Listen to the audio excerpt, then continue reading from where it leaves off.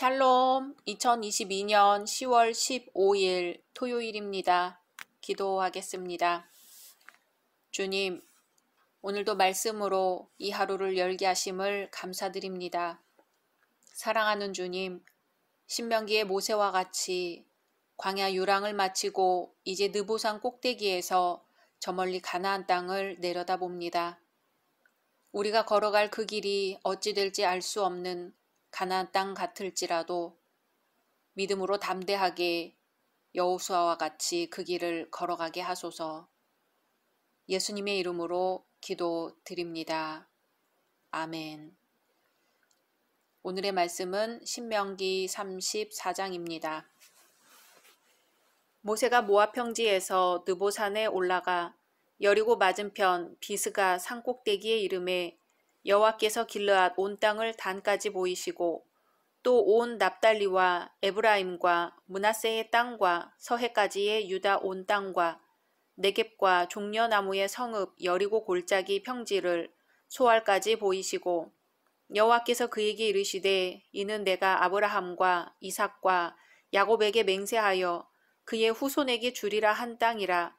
내가 내 눈으로 보게 하였거니와 너는 그리로 건너가지 못하리라 하시매 이에 여호와의 종 모세가 여호와의 말씀대로 모압 땅에서 죽어 벳부올 맞은편 모압 땅에 있는 골짜기에 장사되었고 오늘까지 그의 묻힌 곳을 아는 자가 없느니라.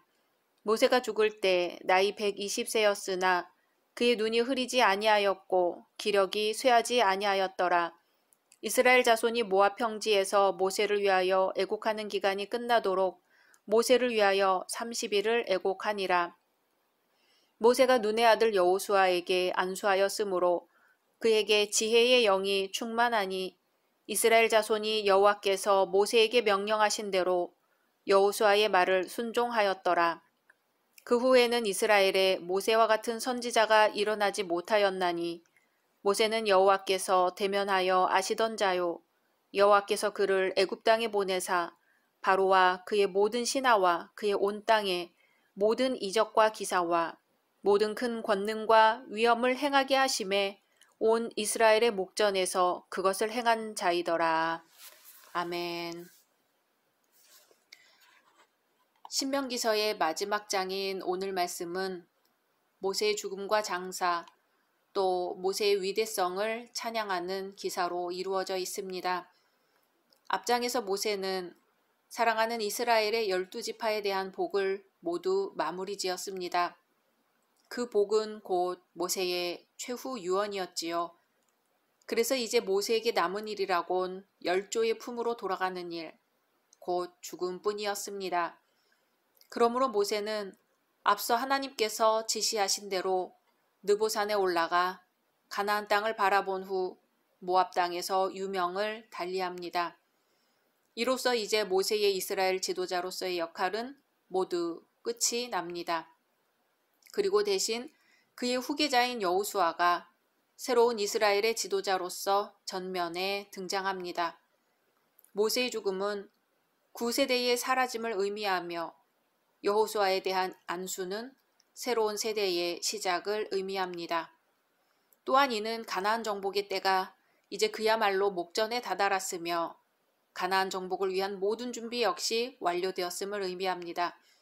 그러기에 이제 다음 책인 여호수아서는 이스라엘의 가나안 정복 전쟁을 위한 군사적 행동에 대한 기사로부터 그 첫머리를 열고 있습니다. 한편 모세의 죽음과 그의 업적에 대하여 회고하고 있는 오늘 말씀을 두고 학자들 간에는 저자가 누구인지에 관해 논란이 많습니다. 왜냐하면 이미 유명을 달리한 모세가 다시금 살아나서 자신의 사후 일어났던 일에 대하여 기록했을 리는 만무하기 때문이지요.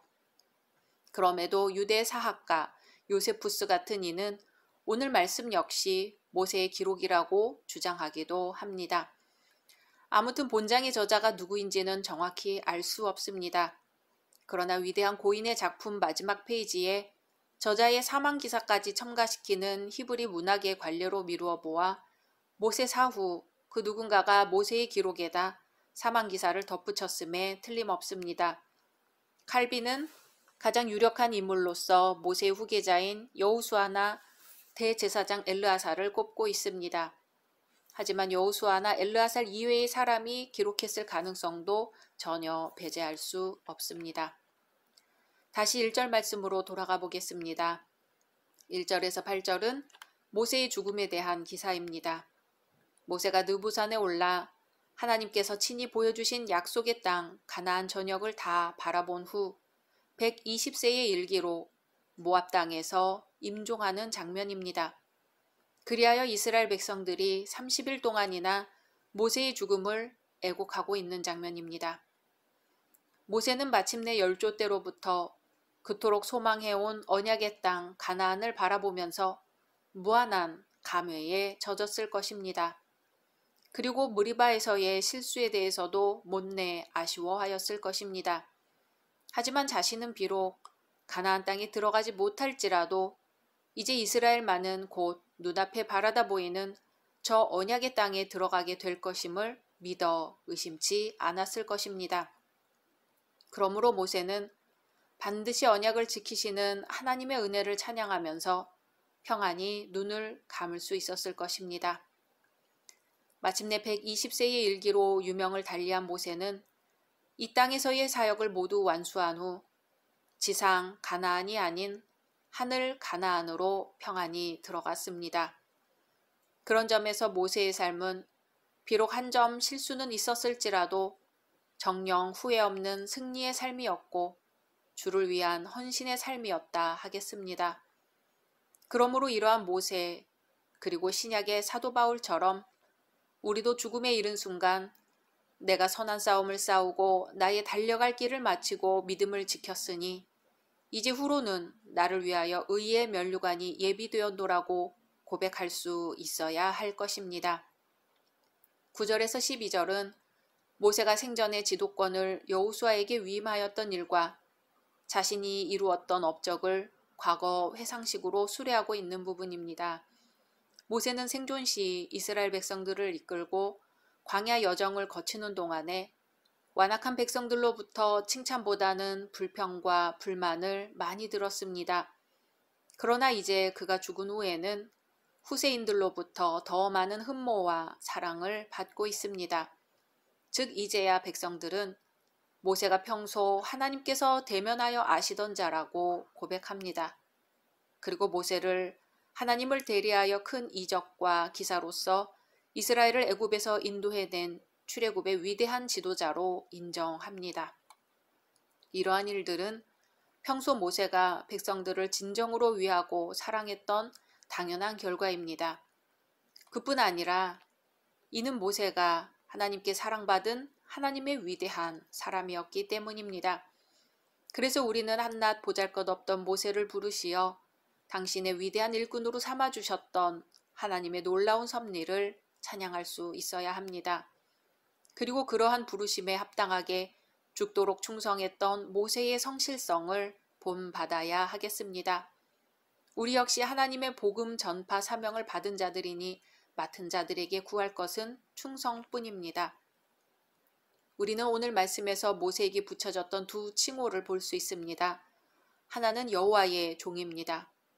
이러한 칭호는 모세가 자신의 삶이나 쾌락보다는 하나님의 뜻에 순종하기 위해 능욕을 감수했던 참 일꾼이었음을 보여줍니다. 실로 그는 하나님의 말씀을 자기 자신이 먼저 지키는 솔선수범의 생활 가운데서 입술로뿐 아니라 행동으로 자기 백성들을 지도했습니다. 다른 칭호 하나는 선지자입니다. 모세는 결코 자신의 사상을 이스라엘에게 주입시키고 강요하는 사람이 아니었습니다. 다만 완악한 백성을 하나님의 말씀으로 훈계하고 율법의 줄로 결속시킨 위대한 선지자였습니다. 그는 하나님의 말씀을 전달받아 백성들에게 선포하는 하나님과 백성 사이의 중재자였던 것입니다. 결국 모세에게 주어진 이러한 두 칭호는 그의 인격을 대변하는 것일 뿐 아니라 그의 생애를 한마디로 요약할 수 있는 가장 적절한 단어라고 하겠습니다. 한편 모든 그리스도인들은 하나님 앞에서 성도라는 칭호를 받은 자들입니다. 그러므로 하나님의 거룩한 백성이요 자녀인 성도들은 그 이름에 걸맞게 구별된 생활과 말씀에 충실한 생활로서 하나님께 영광을 돌려야 합니다. 그렇지 아니하면 우리는 실상 성도라는 이름은 있으나 성도의 능력은 없는 자라고 하나님께 혹독한 책망을 받을 것입니다. 주기철 목사님의 예화로 오늘 신명기 말씀을 마무리하겠습니다. 한국교회가 일제 때 신사참배를 하며 넓은 길을 가고 있을 때 주기철 목사님은 시종일관 일제에 항거하였습니다. 1938년 9월 평양에서 열린 장로교 총회에서 신사참배안이 날치기로 통과되었습니다. 그러나 주기철 목사님과 그가 섬기는 산정형교회는 끝까지 신사참배를 반대했습니다. 그 결과 주 목사님은 투옥되었고 산정형교회는 못 박아 폐쇄 조치되었습니다. 어느 날 일본 형사가 신사참배를 반대하는 교인들을 경찰서 마당에 모아놓고 주 목사님을 끌어다 그들 앞에 세웠습니다. 그 앞에 무수한 못이 솟아있는 널판을 준비해 놓고 교인들에게 말했습니다. 너희들이 신사참배를 하겠다면 주 목사가 이 못판 위를 걷지 않겠지만 그렇지 않으면 주 목사가 이 못판 위를 걸어야 한다고 일본 형사는 말했습니다. 그때 주 목사님은 말했습니다. 성도 여러분, 나 주기철을 생각지 마시고 주님의 십자가를 바라보십시오. 우리는 지금 좁은 길을 걷고 있는 것입니다. 그 좁은 길이 생명의 길이요 영생의 길입니다. 오직 주님을 향한 믿음으로 계속 생명을 굳게 지키십시오. 그리고 자진해서 못판 위를 걸어갔습니다. 그 순간 성도들은 울음을 터뜨리며 주 목사님이 지어 부르던 찬송을 불렀습니다. 눈물 없이는 못 가는 길, 피 없이 못 가는 길, 영문 밖의 좁은 길이 골고다의 길이라네. 영생복락 얻으려면 이 길만을 걸어야 해. 배고파도 올라가고 죽더라도 올라가세. 한 발 한 발 내딛는 주 목사님의 발에서는 붉은 피가 흐르고 그 발자국마다 핏자국으로 얼룩지게 되었습니다. 주 목사님이 걸어간 길, 모세가 걸어간 길, 예수님이 걸어가신 길, 그리고 우리가 걸어갈 길에 대해 각자 말씀 묵상하신 후 주기도문으로 마치겠습니다.